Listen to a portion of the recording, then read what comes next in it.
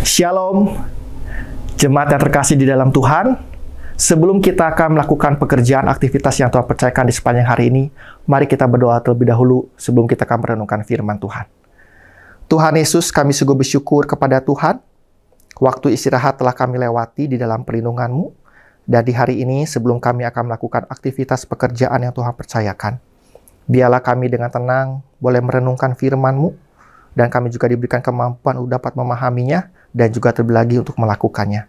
Dan dalam kemurahan-Mu, keberadaan kami manusia berdosa, Tuhan ampuni, sehingga setiap kami diperkenankan untuk menikmati berkat firman-Mu. Di dalam nama-Mu kami telah berdoa. Amin. Firman Tuhan pada hari ini terambil dari kitab 1 Korintus 10 ayat 23 sampai dengan pasal 11 ayat yang pertama, tetapi saya hanya fokus di ayatnya ke-23 saja. Segala sesuatu diperbolehkan, benar, tetapi tidak semua berguna. Segala sesuatu diperbolehkan, tetapi tidak semua membangun. Jemaat sekalian, ada satu slogan yang disingkat YOLO, yaitu You Only Live Once. Kamu hanya hidup sekali. Slogan ini banyak dianut oleh kalangan milenial dan Gen Z. Melalui slogan ini, sebagian besar orang ingin menikmati hidup dengan sangat konsumtif tanpa memikirkan masa depan. Menikmati hidup dengan berpesta pora atau berfoya-foya.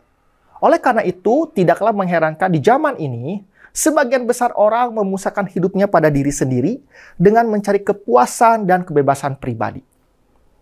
Di tengah kondisi jemaat seperti demikian, bagaimana respons saya dan saudara sebagai orang Kristen atau sebagai saksi Kristus? Firman Tuhan pada hari ini di ayat yang ke-23 dengan jelas mengatakan bahwa segala sesuatu diperbolehkan, benar, tetapi tidak semua berguna. Segala sesuatu diperbolehkan, tetapi tidak semua membangun. Artinya, kebebasan kita sebagai orang percaya bukanlah kebebasan untuk melakukan apa saja yang kita mau. Tetapi kebebasan kita untuk melakukan apa yang benar di hadapan Tuhan. Yakni hidup yang memuliakan Allah dan membangun sesama. Nah, ini menjadi satu tantangan bagi saya dan saudara sebagai murid Kristus. Di tengah zaman yang semakin memusatkan pada diri sendiri atau egosentris. Namun firman Tuhan pada hari ini mengingatkan kita untuk kembali pada panggilan dan rencana awal Allah menciptakan manusia, yaitu memuliakan Allah. Dan setidaknya oleh karena itu ada 3 hal yang ingin saya bagikan sebagai langkah konkret memuliakan Allah. Pertama, gunakan kebebasan untuk membangun. Ayat 24 dikatakan, jangan seorang pun mencari keuntungannya sendiri, tetapi hendaklah tiap-tiap orang mencari keuntungan orang lain. Kebebasan sejati bukan untuk memuaskan diri, melainkan untuk membawa berkat bagi orang lain. Kehidupan kita sebagai umat percaya yang telah diberkati, maka sepatutnya memberkati. Jika perkataan atau tindakan kita membuat orang lain jatuh, maka ada kemungkinan di dalam kebebasan kita hanya memikirkan diri sendiri. Dalam tindakan yang kita lakukan, bukan hanya memikirkan salah atau tidaknya, tetapi juga apakah ini berguna atau tidak bagi orang lain. Yang kedua, lakukan segalanya untuk kemuliaan Allah. Ayat 31 dikatakan di sana, jika baik kamu makan atau minum, ataupun melakukan sesuatu yang lain, lakukanlah semuanya itu untuk kemuliaan Allah. Ingatlah bahwa tujuan manusia diciptakan untuk memuliakan Allah dan menikmati hadiratnya. Jadi dalam tindakan yang kita perbuat, bukan sekedar boleh atau tidak boleh, tetapi apakah Tuhan dimuliakan?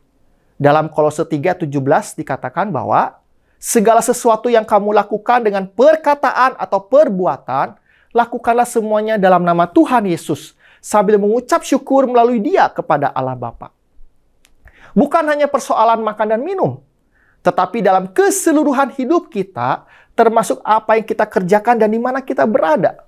Tujuan akhirnya bukanlah hanya untuk memusatkan diri sendiri atau juga mencari pujian manusia, tetapi kembali kemuliaan hanya bagi Tuhan. Oleh karena itu, penting sekali dalam kita berbicara, bertindak, tanyakanlah terlebih dahulu, apakah dengan perkataan dan perbuatan saya, hal itu telah mencerminkan karakter Kristus, sehingga orang lain dapat melihat Yesus dalam hidup saya. Yang ketiga, jadilah teladan Kristus. Bagian ini ditutup dengan kalimat, ikutilah teladanku, sama seperti aku juga mengikuti teladan Kristus, pasal 11 ayat yang pertama.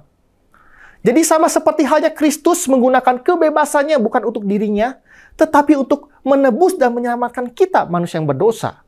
Demikian pula, kiranya kebebasan kita dalam segala hal, baik melalui perkataan, perbuatan, itu dirasakan berguna dan membangun orang lain.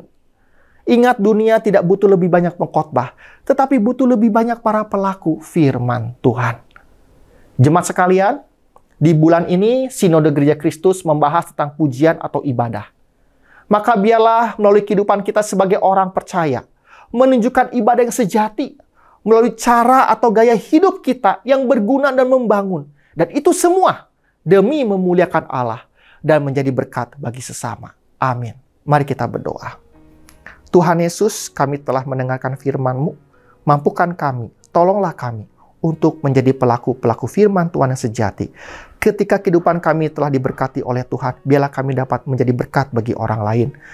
Apa yang kami lakukan, apa yang kami katakan, sungguh membangun dan berguna bagi orang lain. Dan kembali, nama Kristus yang dimuliakan.